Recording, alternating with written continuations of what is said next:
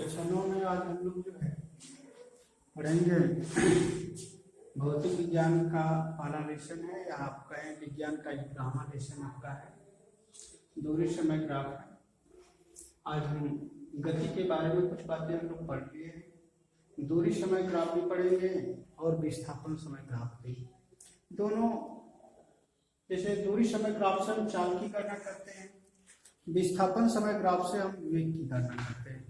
बस इतना ही अंतर होता है और कोई प्रक्रिया बदली हुई नहीं है।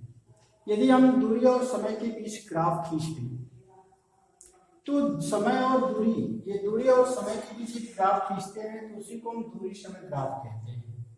ध्यान से देखें, ये जो आपका x अक्ष है, यानी समय जो है x अक्ष पर प्रदर्शित की जाती है, और दूरी को y अक्ष पर यदि हम प्रदर्शित करें और इनके बीच यदि एक सीधी रेखा हमें प्राप्त हो तो हम कहेंगे कि यहां से जो गतिशील वस्तु है, जो जिसकी चाल है, एक समान चाल है।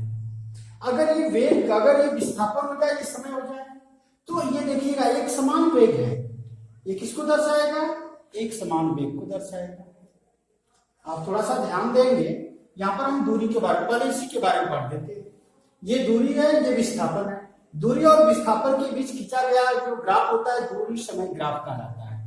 दूरी और समय के बीच खींचा गया ग्राफ को क्या कहलाता है? दूरी समय ग्राफ कहलाता है।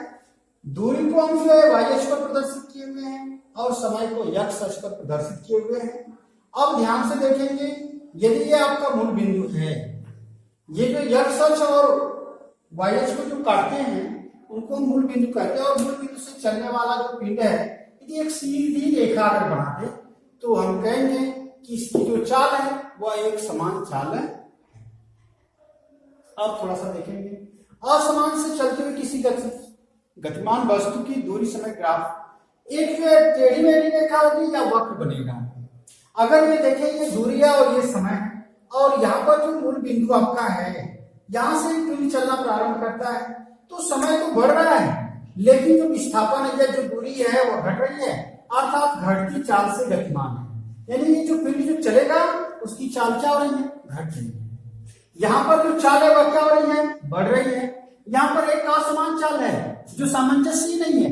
कभी जो 30 किलोमीटर प्रति घंटा की चाल से चलती है, कभी 10 किलोमीटर प्रति घंटा की चाल से, यानी उसकी चाल निरंतर क्या हो रही है? बदल रही है, अर्थात असमान चाल से चल रही है।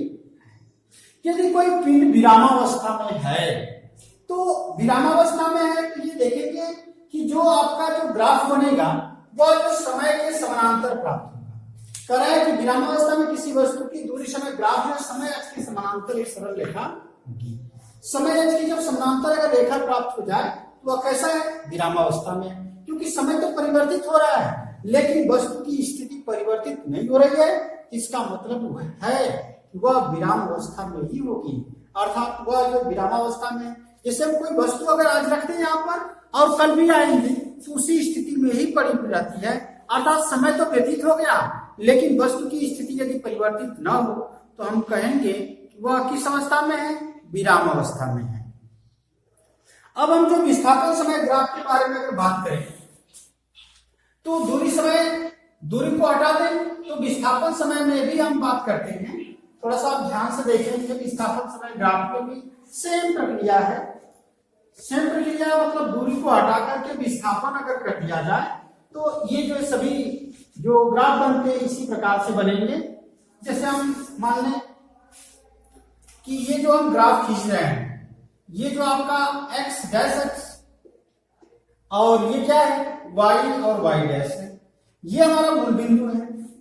अगर x अक्ष को हम समय से दर्शाते, समय को दर्शाता है x अक्ष, और y अक्ष जो है विस्थापन को, ये विस्थापन को दर्शाता है।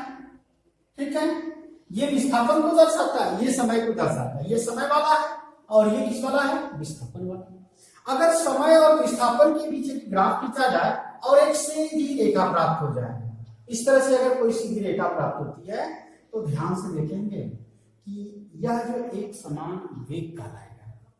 एक समान वेग में जो ग्राफ बनेगा वह एक सीधी रेखा प्राप्त होगी।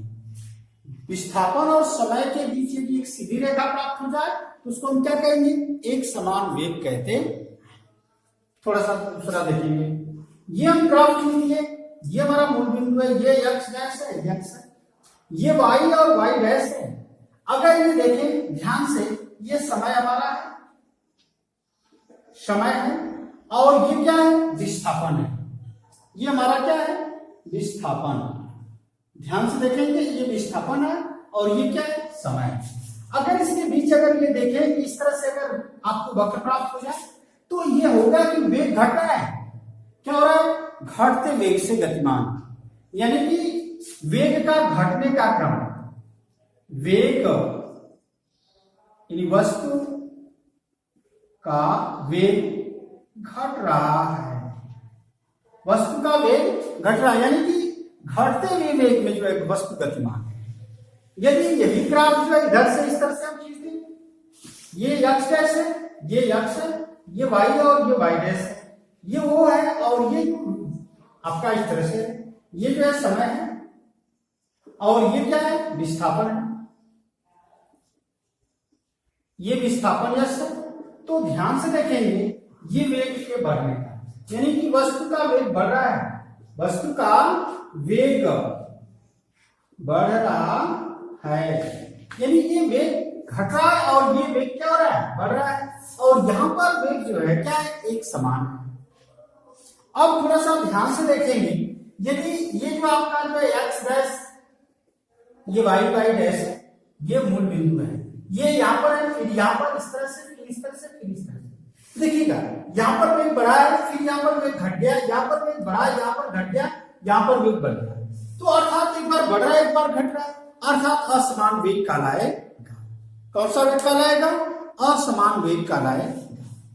अगर एक स्थिति और है, ये तो पहली स्थिति में था, ये सभी जो है दूसरी स्थिति में थे, तीसरी स्थिति में हम बात करते हैं। यदि ये हमारा जो विस्थापन है और ये जो है समय है, एक्स डैश, ये वाई और वाई डैश है, ये मूल बिंदु है। यदि ये जो है आपका विस्थापन है,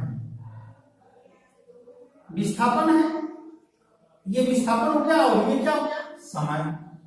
तो ध्यान से कि समय तो बीत रहा है लेकिन विस्थापन चेंज नहीं हो रहा है, यानी विस्थापन नहीं हो रहा है। तो हम कहेंगे कि यदि समय के समानांतर कोई रेखा यदि प्राप्त हो जाए, समय के क्या हो, समानांतर यदि कोई रेखा प्राप्त हो जाए तो वस्तु किस अवस्था में कहेगी, कहलाएगी, विराम अवस्था में कहलाएगी। अर्थात वस्तु की जो स्थिति होगी वह विराम अवस्था में कही जाएगी। अब देखेंगे वेग समय ग्राफ के बारे में। इसी में है आपका वेग समय ग्राफ। तो वेग और समय ग्राफ के द्वारा हम जो है त्वरण की गणना करते हैं। समय के साथ वस्तु के वेग में परिवर्तन को जो है वेग समय ग्राफ द्वारा व्यक्त किया जाता है। और इस ग्राफ में समय को x अक्ष पर और वेग को y अक्ष पर हम प्रदर्शित करते हैं। जब कोई वस्तु एक समान वेग से गतिमान होती है, एक समान वेग से गतिमान होती है, तो ध्यान से देखेंगे कैसा वक्र यानी कैसा जो है आपको ग्राफ प्राप्त होता है। वेग समय ग्राफ के बारे में अगर हम बात करें तो ध्यान से देखेंगे वेग समय ग्राफ कैसे आप प्राप्त करेंगे। तो ये जो है वेग समय ग्राफ के लिए जो है कई बातें हैं, उन बातों को आप थोड़ा सा ध्यान से देखेंगे। एक समान वेग के बारे में अगर हम बात करें, ये आपका है y है और ये y डैश है, ये x डैश और x है। ध्यान से देखिए, ये वेग आपका है, वेग को ये प्रदर्शित कर रहा है, ये समय। x अक्ष के द्वारा हम समय को प्रदर्शित करें और y अक्ष के द्वारा किसको, वेग को। तो यदि समय के समानांतर यदि कोई जो है, यदि ये ग्राफ प्राप्त हो जाए, समय की किस क्या हो, समानांतर यदि कोई ग्राफ प्राप्त हो जाए तो एक समान वेग कहलाएगा, एक समान वेग कहलाएगा। थोड़ा सा ध्यान से देखेंगे, समय तो बदल रहा है लेकिन वेग में परिवर्तन नहीं हो रहा है, तो ये क्या कहलाएगा, एक समान वेग कहलाएगा। यानी कि वेग जो है घटता और बढ़ता नहीं है, निरंतर उसी वेग से जा रहा। अब थोड़ा सा देखेंगे एक समान त्वरित वेग एक होता है। ध्यान देने की बात यह है कि यक्स है, ये यक्स डैश है, ये वाई है और ये वाई डैश है, ये ओ है, ये आपका समय है। क्या है? समय। ये समय ग्राफ है, ये वेग है, वेग, ये जो वेग आपका है। अगर ये जो ध्यान से देखेंगे कि ये सीधी रेखा अगर प्राप्त हो दोनों के बीच में, यानी समय के साथ न्यून कोण का, यानी न्यून कोण बनाती हुई अगर रेखा अगर जाती है तो समय और वेग दोनों परिवर्तित हो रहे हैं। यानी समय जैसे जैसे परिवर्तित हो रहा है तो वेग भी परिवर्तित हो रहा है। तो इसका मतलब यह है कि ये जो है बढ़ते हुए वेग में, यानी वेग परिवर्तन हो रहा है समय के साथ वेग, यानी एक त्वरित वेग से गतिमान है। पिंड किस कैसे गतिमान है? एक त्वरित वेग से, यानी इसमें जो त्वरित वेग प्राप्त होगा। दूसरी बात यह है कि ये ध्यान से देखेंगे, ये आपका समय है, ये यक्स डैश है, ये वाई और ये वाई डैश है, ये ओ है। यहां पर देखिए ये वेग घट रहा है, ये वेग क्या हो रहा है? ये वेग जो घट रहा है ये समय है। ध्यान से देखेंगे ये वेग का घटता हुआ क्रम है, समय तो बदल रहा है लेकिन वेग क्या हो रहा है? कम हो रहा है।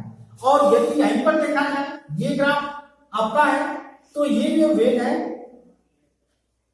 और ये क्या है? समय है।